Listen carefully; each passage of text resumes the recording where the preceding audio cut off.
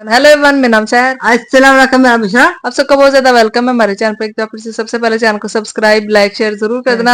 आज की वीडियो लेकर आए जिसमें देखेंगे कि India latest punishment to Pakistan. भाई पाकिस्तान को अब जो मेडिसिन है ना वो नहीं देगा इंडिया, क्योंकि भाई बहुत ज्यादा मेडिसिन इंडिया बनाने में ना बहुत आगे है। लेकिन अब उन्होंने बोल दिया है कि हम इनको मेडिसिन भी नहीं देंगे। अब देखते हैं भाई और क्या हमें न्यूज मिलती है। उससे पहले चैनल को सब्सक्राइब, लाइक, शेयर जरूर कर देना। देखते हैं आज की वीडियो। एक बड़ा ही इंपॉर्टेंट टॉपिक जिसपे हम फ्रॉम टाइम टू टाइम बात भी करते रहते हैं। क्या? जहां पर इंसान के लिए दाल रोटी खाना भी दुश्वार हो गया है, वहां पर जान बचाना भी अब मुश्किल होता जा रहा है। कैसा? सरकारी अस्पतालों में अद्वियात नायाब हो गई, अवाम को सख्त मुश्किलात का सामना है। बुखार और दर्द की दवा ऐसे वक्त में नापैद हो गई है जब मुल्क का मुल्क सैलाब है, वबाई अमराज से घिरा हुआ है और लगभग 2 हफ्ते हो गए हैं मार्केट से पैराडोल गायब है, जिससे मरीजों को शदीद मुश्किलात का सामना है। हजारों लाखों लोग ऐसे सफर कर रहे हैं। लोगों को मैंने फार्मेसी अस्पताल की फार्मेसी पे खड़े होकर तकरीबन रोते देखा है। दिल्ली च बैठा इंतजार कर रहे हैं, पैनाडोल आएगी पैनाडोल आएगी।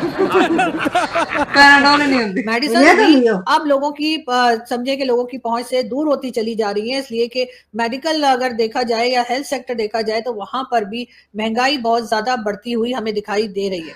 आलमी दवाइयां बढ़िया महंगियां हैं। रिपोर्ट्स शाया हो रही हैं। बताया जा रहा है कि पाकिस्तान में बड़ा तिब्बी बहरान पैदा होता जा रहा है। क्या हालात में? लात तो कोई मुश्किल टाइम है। हुकूमत तो कह रही है चीजें सस्ती हो गई हैं, बड़ा ठीक है। ये हुकूमत गांडू हुकूमत है, वो ये किधर हुकूमत है? गाली तो ना दे सर। नहीं गाली ना दूं और क्या दूं, गांड हमारी फटी है, इनको क्या है? हुकूमत के तो हाल पूरे हैं। हुकूमत तो हाल पूरे किए हुकूमत ने हमें तबाह कर दिया। जो बजट पेश किया गया है इससे हमें कोई बजट ने पूरे पाकिस्तान का रोल कर रखा है, पूरे सिर्फ आपका पाकिस्तान कसूर को नहीं है। भाई सिर्फ आपका कसूर नहीं है, पूरे पाकिस्तान का ये सर ये जाली हुकूमत है, 2 नंबर हुकूमत है। इस बात पर आपको पता है आपके ऊपर केसेस हो सकते हैं। ओ ये मैं कहता हूँ जेल भेज दे, कौन सा कोई मसला है? हम इधर भी तंग है, उधर जेल भी तंग है, कोई मसला तो फ्री तो रोटी लग जाएगी उससे।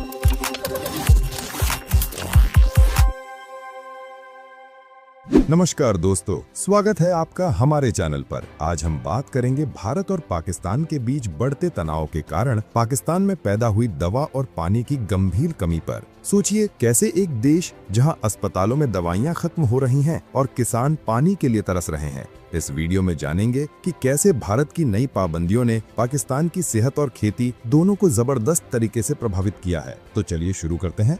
भारत ने हाल ही में पुलवामा हमले के बाद इंडस वाटर्स ट्रीटी को निलंबित कर दिया है और पाकिस्तान को दवाइयां निर्यात करना पूरी तरह से बंद कर दिया है। इसका सीधा असर पाकिस्तान के अस्पतालों और किसानों पर पड़ा है। पाकिस्तान को अपनी दवाओं के लिए करीब 40% कच्चा माल भारत से मिलता था, जो अब पूरी तरह रुक गया है। इसके कारण कई अस्पतालों में जरूरी दवाइयों की भारी कमी हो गई है, खासकर केपी प्रांत में, जहां डॉक्टरों की भी भारी कमी देखी जा रही है। मरीजों को इलाज के लिए बाहर से महंगी दवाइयां खरीदनी पड़ रही हैं। सोचिए कितनी मुश्किलें झेलनी पड़ रही होंगी। साथ ही पानी की कमी ने भी किसानों की फसलें बर्बाद होने का खतरा बढ़ा दिया है। बारिश कम होने और पानी के प्रवाह में कटौती के कारण पंजाब जैसे इलाकों में हालात वाकई गंभीर हैं। पाकिस्तान सरकार ने आपातकाल घोषित कर विदेशी स्रोतों से दवाइयां मंगाने की कोशिश शुरू कर दी है, लेकिन अभी तक स्थिति पूरी तरह से नियंत्रण में नहीं है। ये संकट पाकिस्तान की निर्भरता और कमजोर स्वास्थ्य प्रणाली को उजागर कर रहा है। दोस्तों सोचिए, इस तनाव के बीच आम जनता को सबसे ज्यादा नुकसान हो रहा है।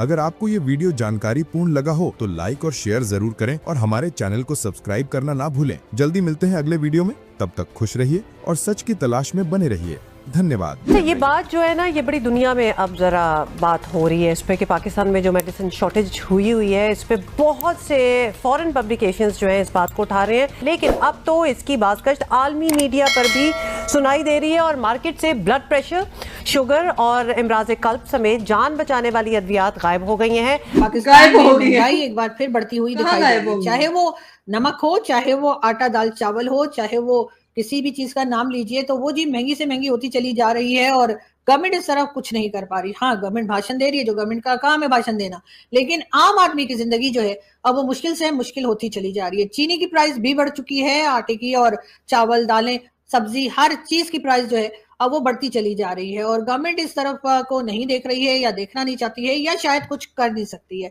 जाहिर है जो बजट आईएमएफ के से पूछकर, आईएमएफ की इजाजत लेकर, आईएमएफ से मशवरा करके बनाया जाएगा, उसका हाल यही होगा। तरह तरह के मजीद टैक्सेस तो लगाए ही गए हैं, लेकिन उसके साथ साथ आम जिंदगी में इस्तेमाल होने वाली चीजें, चाहे वो खाने पीने की हो या कुछ भी, उनमें उनकी प्राइस जो है वो बेताशा बढ़ती हुई दिखाई दे रही है। मेडिसिन भी अब लोगों की समझे कि लोगों की पहुंच से दूर होती चली जा रही है, इसलिए कि मेडिकल अगर देखा जाए या हेल्थ सेक्टर देखा जाए तो वहां पर भी महंगाई बहुत ज्यादा बढ़ती हुई हमें दिखाई दे रही है।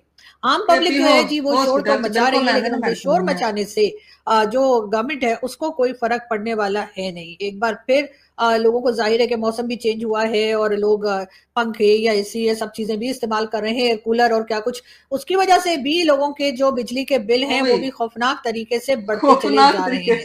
लेकिन पाकिस्तान में, जैसे हमने पहले भी आपके साथ बात की थी और वर्ल्ड बैंक की रिपोर्ट भी हमने आपके साथ शेयर की थी, जिसमें आपने भी यकीनन देखा होगा कि पॉवर्टी लाइन से नीचे 44.9% लोग जा चुके हैं। लेकिन ये तो वो नंबर है जो कि वर्ल्ड बैंक के लोग जो हैं वो कह लीजिए कि जमा कर पाए या चेक कर पाए, जबकि हालात इससे कहीं ज्यादा खराब है।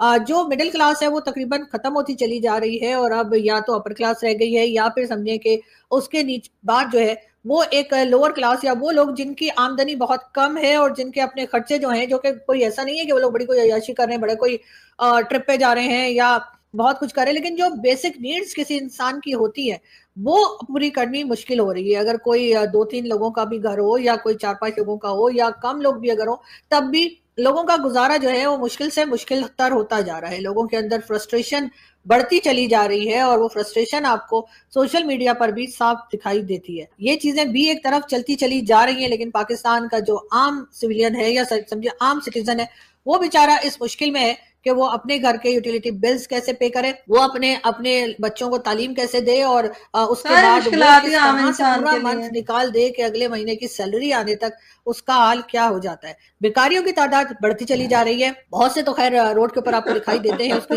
एक रीजन तो ये भी है कि सऊदी अरेबिया और कई दूसरी कंट्रीज ने बहुत ज्यादा सख्ती कर दी है, तो पाकिस्तान बेकारियों को बाहर नहीं निकलने दे रहा, या मुश्किल से शायद कोई निकल पाता होगा। लेकिन पाकिस्तान में भिखारियों की तादाद बढ़ती चली जा रही है, जो ना सिर्फ ये कि आपको रोड पे दिखाई देते हैं, बल्कि कई बार आपको अपने घर के ड्राइंग रूम में बैठे भी दिखाई देते हैं। यानी कि जो आम आदमी है उसकी हालत भी अब ये हो चुकी है कि वो हर किसी को यही कहानियां सुनाता रहता है कि जी मेरे पास तो खाने के पैसे नहीं है, मैं तो हैंड टू माउथ हुआ हूँ, मुझे तो ये मसला है वो मसला है, और किसी ना किसी तरीके से दूसरे की जेब को साफ करने की कोशिश हो रही है। यानी कि हालात जो है वो इस जगह पहुंच चुके हैं। लेकिन गवर्नमेंट जो है वो ना तो आम आदमी की जिंदगी को बेहतर बनाने की तरफ कोई काम कर रही है, ना एजुकेशन सेक्टर में कुछ होता हुआ दिखाई दे रहा है, और ना ही हेल्थ सेक्टर में। हालात उधर ही हैं जहां पे कई साल पहले थे, बल्कि बद से बदतर की तरफ हम जा रहे हैं, और ना जाने ये हालात कब ठीक होंगे। मुझे तो कोई उम्मीद नहीं है। अगर आप में से किसी को उम्मीद है या आपको ऐसा लगता है कि पाकिस्तान की गवर्नमेंट जो है वो कुछ बेहतर काम कर सकती है, तो हमें जरूर बताइएगा, इसलिए कि हमें तो अभी तक ऐसा कुछ दिखाई नहीं दिया। नाज़रीन जरा वीडियो देखिएगा। पहले सेहत के लिए आपको लाइनों में तमाम को लगना पड़ता था, सेहत के लिए खुद जाना पड़ता था। ये मरियम नवाज शरीफ की हुकूमत है कि सेहत खुद चल के आपके दरवाजे पे आती है। ये लोग हैं, बेहिस लोग हैं, जिनके ज़मीर मुर्दा हैं, और उन्होंने 12.5 करोड़ के सूबे को ना इन्होंने बिल्कुल गहरी नींद सुलाया हुआ है। जैसे दावे तो इनके बहुत ज्यादा हैं यार, वो आपको भी पता है जो ऊपर बैठा है ना इनका अब्बू, वो सारा कुछ कब तक, जिस दिन ये लोग जागेंगे ना तो इनको छुपने की भी जगह नहीं मिलनी और इनके घरों में भी इनको छुपने की जगह नहीं मिलनी। बिल्कुल ऐसे ही है। इनके गिरेबानों पे हाथ होगा, छितर खाते हुए काले मुंह इनके हुए हों। वो अभी भी हैं, वो अभी भी हैं। उनके कायद कहाँ है ये बताएं जरा। भाग गया ना यहाँ से, तो ये सिर्फ चमक का चक्कर है जिसकी वजह से यहाँ पे काबिज है, और कोई वजह नहीं है। सेहत खत्म, तालीम खत्म, आपका क्लाइमेट्स खत्म, हर चीज खत्म। नहीं, इन्होंने तो बजट में भी तालीम के लिए बड़ा कुछ रखा। बजट में सिर्फ पैसे अपने लिए रखे हैं उन्होंने, क्योंकि उनके जरा निज़ाम और उनके आपको पता होना चाहिए, उनके बाहर मियाँ साहब को भी पैसे जाने होते हैं, उन्होंने इलाज कराना होता है। असल में तो पैसे उनके लिए चाहिए उनको, तो वो बेचारे आपने और मैंने देने हैं। या बिजली के बिल आ रहे हैं ना, तो लोगों ने खुदकुशियाँ शुरू कर देंगे अल्लाह की मेहरबानी से। लेकिन बिल आने शुरू हो गए, लेकिन मुझे नहीं आया अभी तक। सरफराज भाई, लेकिन सबसे बड़ी बात ये है कि ये कसूर हमारा मजमूई तौर पे अपना है कि हम नहीं जाग रहे। हम जागे ना तो इनकी क्या औकात है। थोड़े से लोग हैं ना, गिने चुने लोग हैं, सिर्फ ताकत से डर के किसी जगह पे ज्यादती हो रही है तो 4 लोग तमाशा खड़े देख रहे हैं। बिल्कुल ऐसे ही है। सिंपल सी बात की है। और आजमा बुखारी जो है ना, वो वैसे ही उसका बैकग्राउंड आपको बहुत अच्छी तरह पता है। क्या हालात हैं बेटा? मुश्किल टाइम है। हुकूमत तो कह रही है चीजें सस्ती हो गई हैं, बड़ा ठीक है। ये हुकूमत गांडू हुकूमत है, वो ये किधर हुकूमत है? गाली तो ना दे सर। नहीं, गाली ना दूं और क्या दूं? गांड हमारी फटी हुई है, इनको क्या है, इनका क्या जाता है? बिल देखो, किराए देखो, बच्चियों की शादी करनी है, क्या करें? सारे लोग पागल हुए हुए हैं बेटा। आप जवान जान है, आपको नौकरी नहीं मिल रही है, हम बूढ़े हैं, आराम का टाइम है, आराम का टाइम है, हम बच्चियों की शादी नहीं कर सकते हैं, बच्चों की नहीं कर सकते हैं। बच्चे रोज ताने मारते हैं, पापा हमारे लिए क्या कर रहे हैं? बच्चे कहते हैं, किस लिए कहते हैं? हमारे पास पैसा नहीं है, महंगाई है बेटा, 3.5 लाख रुपया तोला जेवर है, तोला। कितनी बच्चियां आपकी? मेरे 4 बेटियां और 2 बेटे हैं। शादी करनी है अभी उनकी? शादी तो बेटा सारी बात करनी चाहिए। कैसे गुजारा होता है इन हालात में? यार बेटा बड़े मुश्किल में, बहुत मुश्किल में। आज के दिन में क्या कमाई हुई है?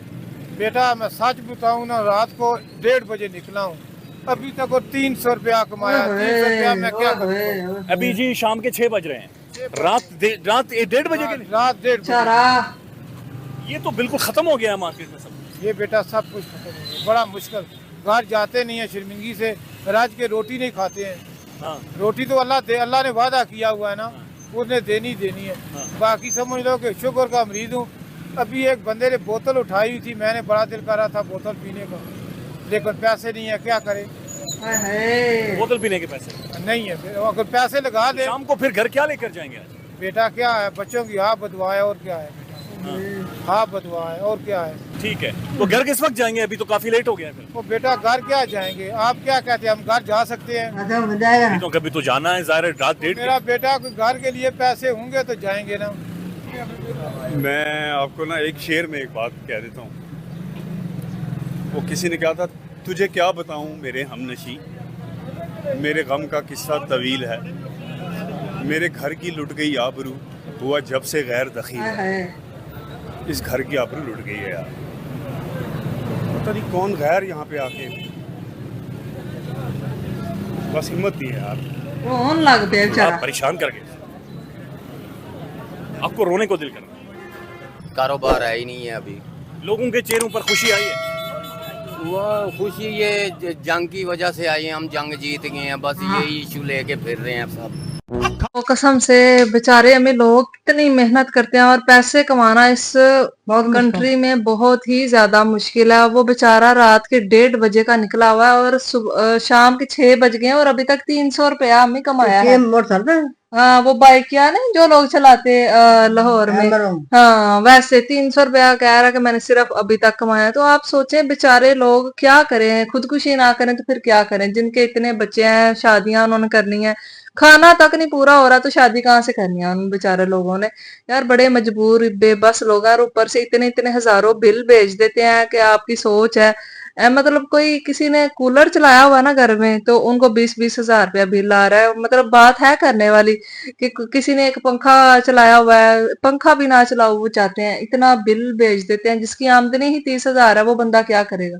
ठीक है, वो बंदा का तो दिल करेगा ना मैं मर ही जाऊं, तो इससे ज्यादा अच्छा इस कंट्री में रहने से अच्छा है हाँ, हर चीज को। वो बेचारा मैं बड़ी, मुझे ना मेरा दिमाग घूम गया ये सुन के। वो कह रहा है मेरा दिल कर रहा था बोतल पीने को, एक बंदे ने पकड़ी हुई थी, लेकिन मैं नहीं पी सकता क्योंकि मेरे पास पैसे ही नहीं है। अम्मी इतना भी मजबूर इंसान ना हो कि कुछ खाने को दिल करे और इंसान खा ना सके। अल्लाह का शुक्र है कि हम मतलब जिस भी चीज को दिल करता है खा लेते हैं। हम बड़े शुक्रगुजार है अल्लाह के कि हम हमारे पास हर चीज है। लेकिन ऐसे लोग भी आप देखें पाए जाते हैं जिनके पास खाने को कुछ भी नहीं होता। आप सोचें यार कितने मजबूर है। ये सिर्फ और सिर्फ हमारी हुकूमत की नाकामी है। अगर हमारे हुकूमत में कोई एक बंदा भी भूख से मर रहा है ना तो सारी सारी हुकूमत की ही नाकामी है इसमें, क्योंकि हुकूमत ने हमारे लिए कुछ नहीं किया। हुकूमत जो है ना वो हमें सिर्फ टैक्स लेने में पड़ी हुई है। इनका अगर बस चले तो ये तो सांस लेने पे भी टैक्स लेना शुरू कर दें।